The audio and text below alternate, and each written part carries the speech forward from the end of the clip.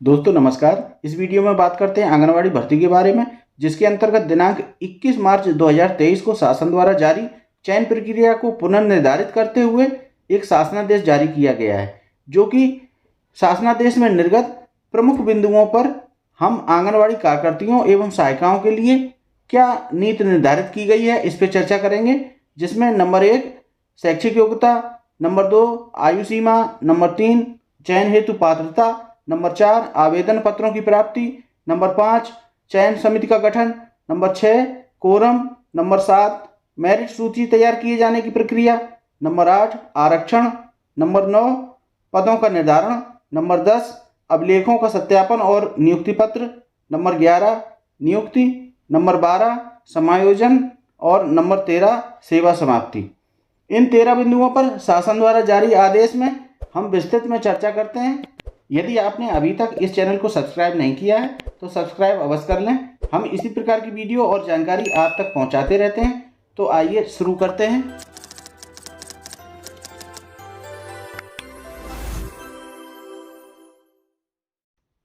दिनांक 21 मार्च 2023, प्रेषक अनामिका सिंह, सचिव उत्तर प्रदेश शासन, सेवा में समस्त जिलाधिकारी उत्तर प्रदेश एवं निदेशक बाल विकास एवं पुष्टाहार उत्तर प्रदेश लखनऊ। विषय है समन्वित बाल विकास परियोजना कार्यक्रम के अंतर्गत आंगनवाड़ी कार्यकर्तियों, मिनी आंगनवाड़ी कार्यकर्तियों, सहायिकाओं की मानदेय पर नियुक्ति हेतु चयन प्रक्रिया का पुनर्निर्धारण। यानी कि आंगनवाड़ी कार्यकर्तियों एवं सहायिकाओं के लिए जो अभी तक चयन प्रक्रिया थी उसको पुनर्निर्धारित करते हुए यह नवीन चयन प्रक्रिया, पुनर्निर्धारित प्रक्रिया को जारी किया गया है। इसके अंतर्गत आंगनवाड़ी कार्यकर्तियों, मिनी आंगनवाड़ी कार्यकर्तियों एवं सहायिकाओं की मानदेय पर संविदा आधारित नियुक्ति के संबंध में पूर्व में निर्गत समस्त शासनादेशों को अवक्रमित करते हुए अदालत द्वारा सम्यक विचारोपरांत प्रख्यापित की जाती है। जिसमें शैक्षिक योग्यता को निर्धारित करते हुए नंबर 1 आंगनवाड़ी कार्यकर्तियों, मिनी आंगनवाड़ी कार्यकर्तियों एवं सहायिकाओं हेतु शैक्षिक योग्यता इंटरमीडिएट या उसके समकक्ष होगी। यानी कि अब आंगनवाड़ी कार्यकर्तियों, मिनी आंगनवाड़ी कार्यकर्तियों एवं सहायिकाओं के लिए अब 12वीं पास होना आवश्यक है। अब देखते हैं नंबर 2 आयु सीमा। आंगनवाड़ी कार्यकर्ती, मिनी आंगनवाड़ी कार्यकर्ती एवं सहायिकाओं के लिए पद न्यूनतम आयु 18 वर्ष या अधिकतम आयु 35 वर्ष होगी। नंबर 2 आयु के संबंध में आंगनवाड़ी कार्यकर्ती, मिनी आंगनवाड़ी कार्यकर्ती एवं सहायिकाओं के लिए हाई स्कूल अंक तालिका प्रमाण पत्र में अंकित जन्म तिथि ही मान्य होगी।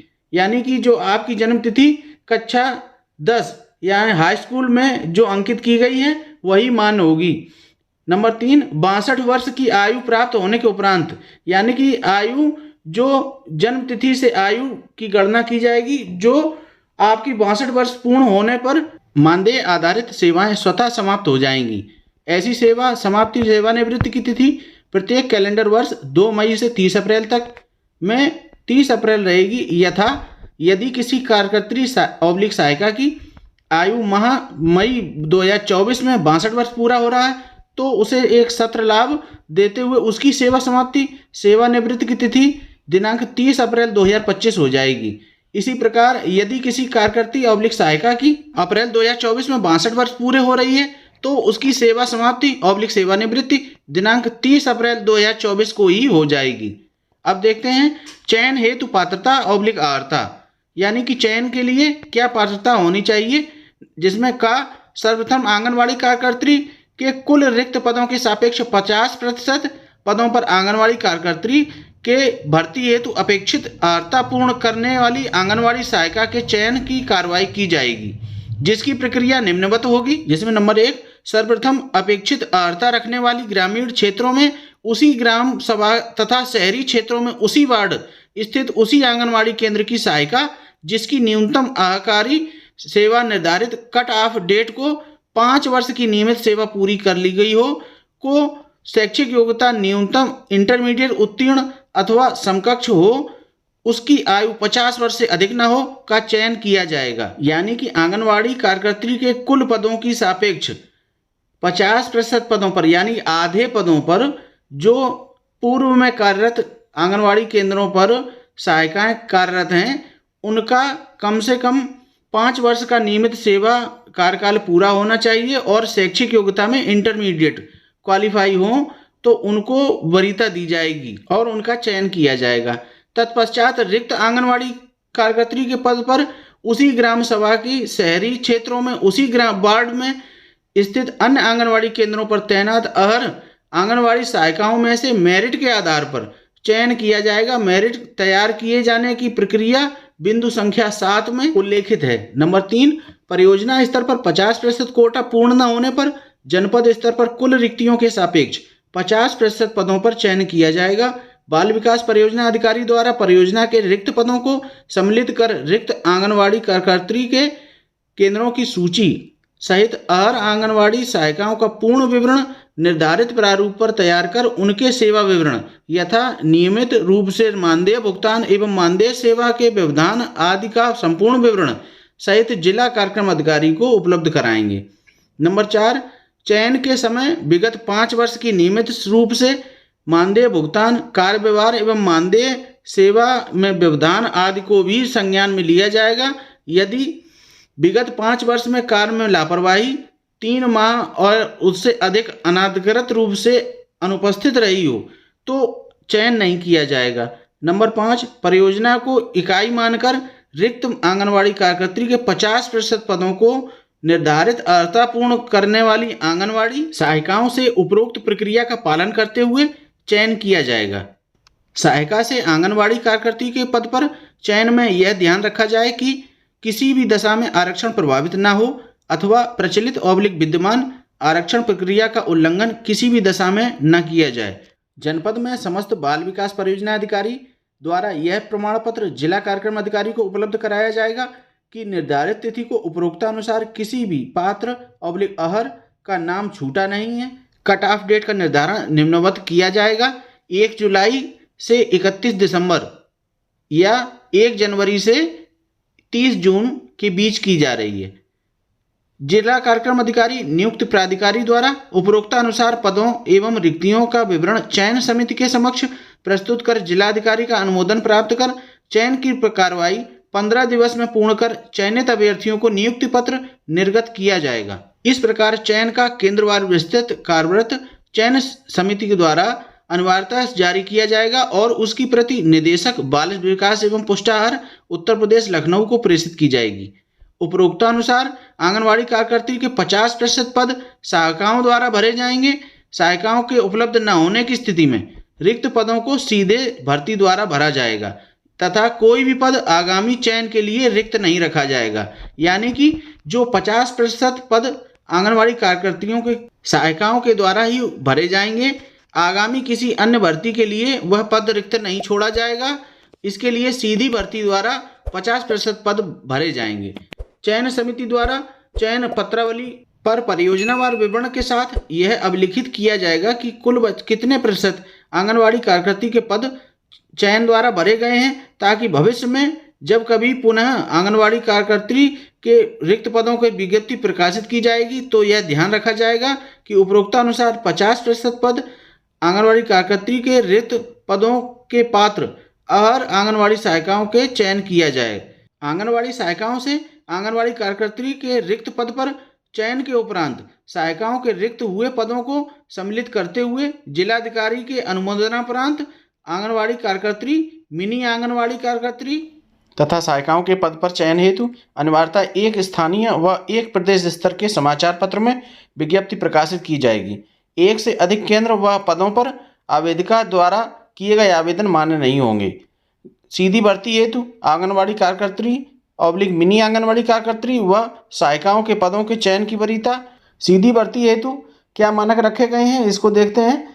उसी ग्राम सभा वार्ड जिसमें वह निवासी है, गरीबी रेखा से नीचे जीवन यापन करने वाले परिवार की विधवा महिला। नंबर 2, उसी ग्राम सभा वार्ड की निवासी, गरीबी रेखा से नीचे जीवन यापन करने वाले परिवार की विधिक तलाकशुदा या परित्यक्ता महिला, यानी कि जो कानूनन तौर पर तलाकशुदा या परित्यक्ता महिला हो उसका चयन किया जाएगा। नंबर 3, विधवा तलाकशुदा परित्यक्ता महिला के गरीबी रेखा के नीचे जीवन यापन करने वाले परिवार का अभ्यर्थी न मिलने पर उसी ग्राम सभा वार्ड में गरीबी रेखा से नीचे जीवन यापन करने वाले परिवार की महिलाएं। नंबर 4, उपरोक्तानुसार कोई भी अभ्यर्थी न मिलने पर उपरोक्त वरीयता के क्रम में ही नंबर 1 उसी ग्राम सभा / वार्ड में निवासी गरीबी रेखा से ऊपर जीवन यापन करने वाले परिवार की विधवा महिला। नंबर 2 उसी ग्राम सभा / वार्ड में निवासी गरीबी रेखा के ऊपर जीवन यापन करने वाले परिवार की विधिक तलाकशुदा या परित्यक्ता महिला। नंबर 3 विधवा / तलाकशुदा / परित्यक्ता महिला के गरीबी रेखा के ऊपर जीवन यापन करने वाले परिवार का अभ्यर्थी न मिलने पर उसी ग्राम सभा / वार्ड की गरीबी रेखा के ऊपर जीवन यापन करने वाले परिवार की महिलाएं। उसी ग्राम सभा में उपरोक्त किसी भी श्रेणी में पात्र अभ्यर्थी उपलब्ध न होने पर संबंधित न्याय पंचायत में से उपरोक्तानुसार श्रेणीवार चयन किया जाएगा। यानी कि उस ग्राम सभा से यदि कोई अभ्यर्थी पात्र नहीं मिलता है तो उस न्याय पंचायत में जो पात्र अभ्यर्थी होगा उसका चयन श्रेणीवार चयन किया जाएगा। नंबर 1 विधवा हेतु ग्राम पंचायत अधिकारी संबंधित नगर निकाय द्वारा निर्गत मृत्यु प्रमाण पत्र एवं परिवार पंजिका की प्रमाणित नकल मान्य होगी। तलाकशुदा / परित्यक्ता के संबंध में माननीय न्यायालय द्वारा निर्गत विधिक आदेश मान्य होगा। आय से संबंधित तहसील द्वारा निर्गत नवीन ऑनलाइन डिजिटल हस्ताक्षर से निर्गत आय प्रमाण पत्र ही मान्य होंगे जिसका ऑनलाइन सत्यापन संभव हो। यह विज्ञापन जारी होने की तिथि से 6 माह पूर्व का मान्य नहीं होगा। निवास एवं जाति प्रमाण पत्र के संबंध में तहसील से ऑनलाइन डिजिटल हस्ताक्षर से निर्गत निवास एवं जाति प्रमाण पत्र ही मान्य होंगे जिसका ऑनलाइन सत्यापन संभव हो। अब देखते हैं नंबर 4 आवेदन पत्रों की प्राप्ति। चयन की प्रक्रिया जनपद के जिलाधिकारी द्वारा पूर्णतया संपादित कराई जाएगी। निदेशक बाल विकास एवं पुष्टाहार उत्तर प्रदेश द्वारा NIC के केंद्रीकृत प्रारूप विकसित कराकर विभागीय वेबसाइट पर अपलोड कराएंगे जिससे समरूपता बनी रहे एवं अभ्यर्थियों को आवेदन भरने में सुगमता हो। आवेदन पत्र विभागीय वेबसाइट पर उपलब्ध फॉर्मेट पर ऑनलाइन सही सावधानी पूर्वक भरे जाएंगे। आवेदिका द्वारा अभिलेखों की स्व हस्ताक्षरित प्रति जो स्वच्छ एवं पठनीय हो अपलोड की जाएगी जिसका उल्लेख उनके द्वारा ऑनलाइन फॉर्म में किया जाएगा। कोई भी आवेदन या अभिलेख / प्रपत्र ऑफलाइन या डाक द्वारा मान्य नहीं होंगे।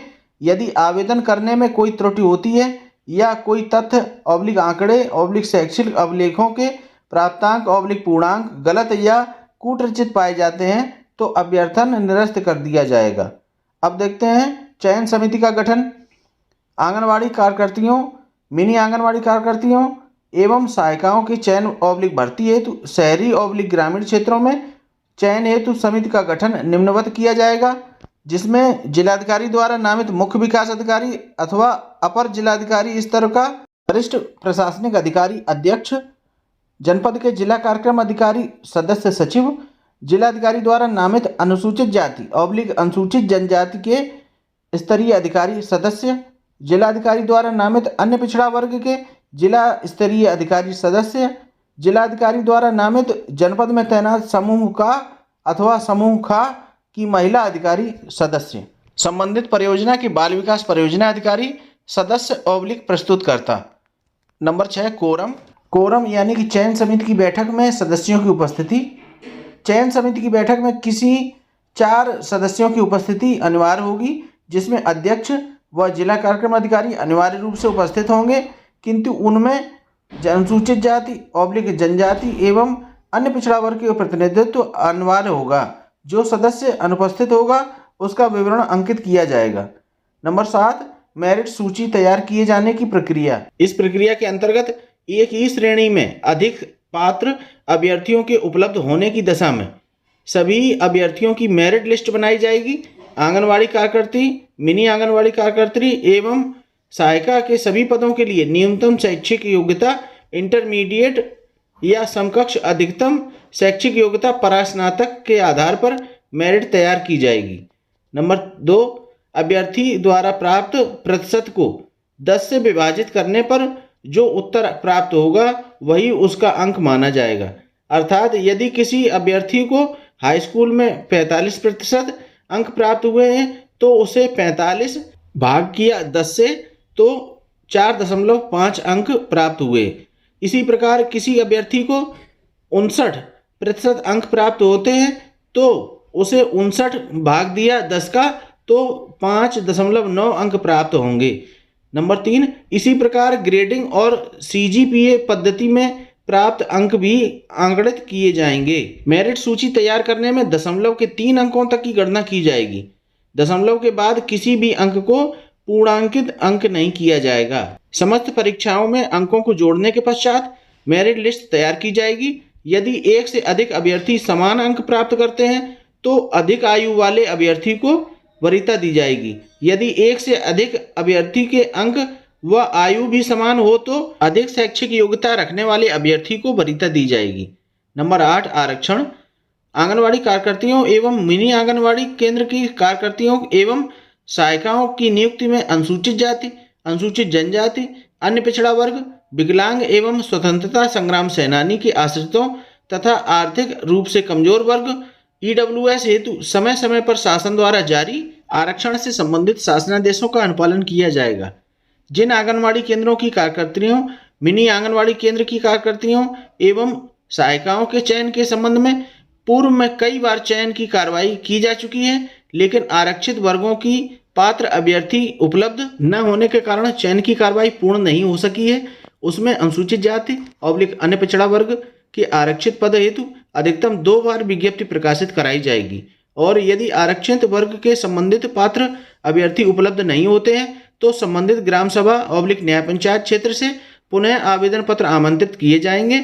इसके बाद भी यदि पात्र अभ्यर्थी नहीं मिलते हैं तो पूरी परियोजना में आरक्षण की स्थिति का पुनः आकलन कर लिया जाए और इस केंद्र को अनारक्षित करते हुए आवश्यकता हो तो किसी अन्य रिक्त केंद्र को आरक्षण की श्रेणी में ले लिया जाए जिसमें आरक्षित वर्ग की अभ्यर्थी उपलब्ध हो। यदि परियोजना स्तर पर उपरोक्त कार्रवाई किए जाने के उपरांत भी आरक्षित वर्ग के अभ्यर्थी नहीं मिलते हैं तो जनपद स्तर पर जिला कार्यक्रम अधिकारी के द्वारा आरक्षण का आकलन कर लिया जाए और एक परियोजना में अभ्यर्थी उपलब्ध न होने के कारण उसकी प्रतिपूर्ति दूसरी परियोजना में रिक्त पदों पर आरक्षण करते हुए पूर्ण कर ली जाए।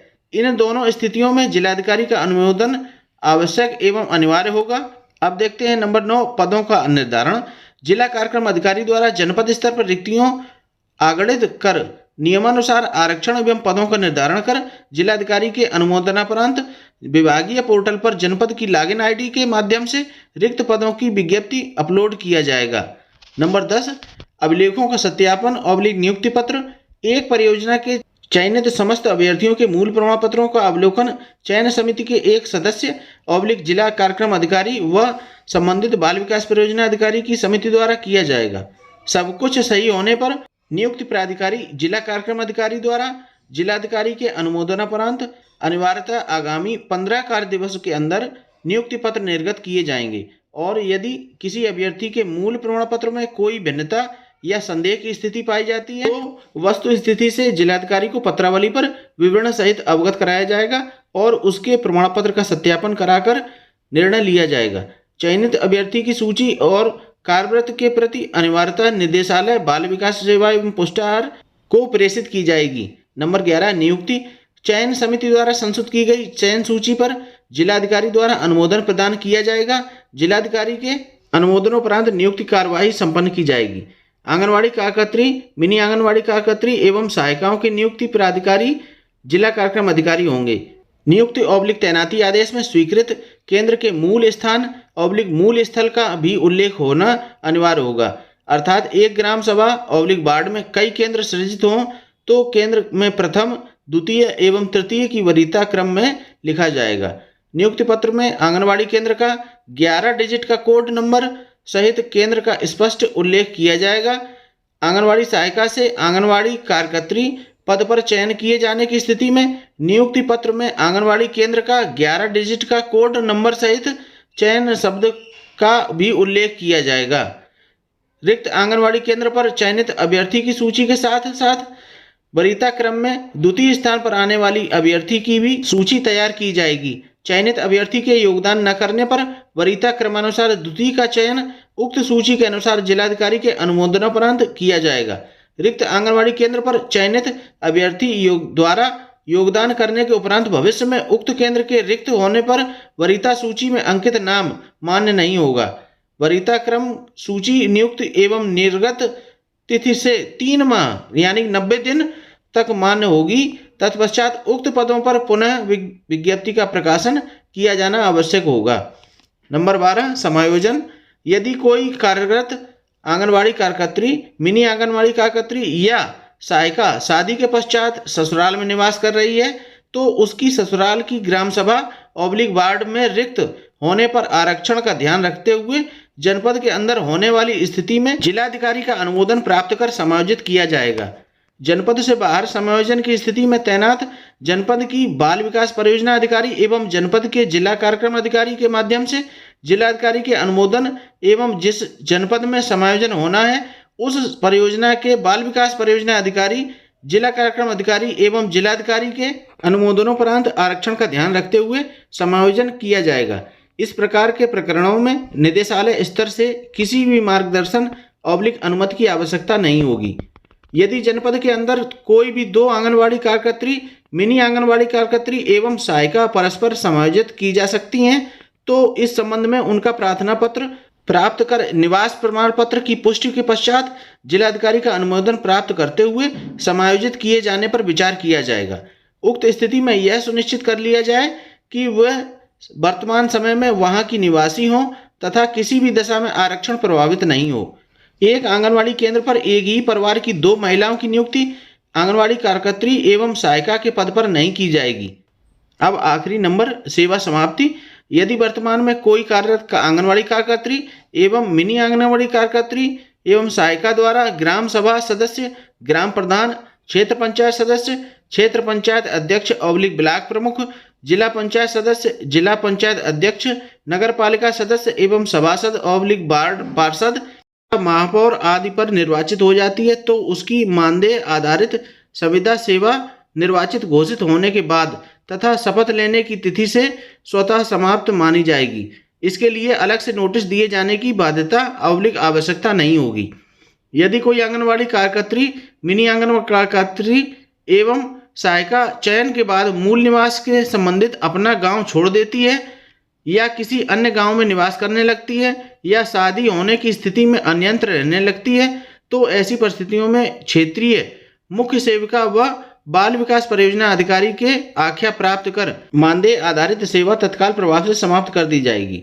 यदि कोई आंगनवाड़ी कार्यकर्त्री, मिनी आंगनवाड़ी कार्यकर्त्री एवं सहायिका अपने दायित्व निर्वहन ठीक से नहीं करती है, अनाधिकृत रूप से अनुपस्थित रहती है, केंद्र का संचालन अनुपूरक, पोषाहार व वितरण ठीक से नहीं कराती है तो उसे नोटिस देकर जिलाधिकारी स्तर पर सुनवाई अवसर प्रदान करते हुए जिलाधिकारी का अनुमोदन प्राप्त कर संविदा आधारित सेवा समाप्त कर दी जाएगी तथा इस शासनादेश के अंत में कड़ाई से अनुपालन सुनिश्चित कराए जाने के लिए तथा इस शासनादेश के निर्गत होने के पश्चात यदि पूर्व में कोई चयन कार्रवाई जनपद में प्रारंभ की गई हो तो उसे निरस्त कर दिया जाए। समस्त जिलाधिकारी गण से यह अपेक्षा की जाती है कि वह कुशल नेतृत्व एवं प्रभावी नियंत्रण में उक्त कार्रवाई को पूर्ण उत्तरदायित्व के साथ संपादित कराएंगे। इस वीडियो में इतना ही। मिलते हैं अगले वीडियो में। यदि आप मेरे चैनल पर नए हैं तो लाइक, सब्सक्राइब एंड शेयर करना ना भूलें। धन्यवाद। हेलो मां साहब, नमस्कार।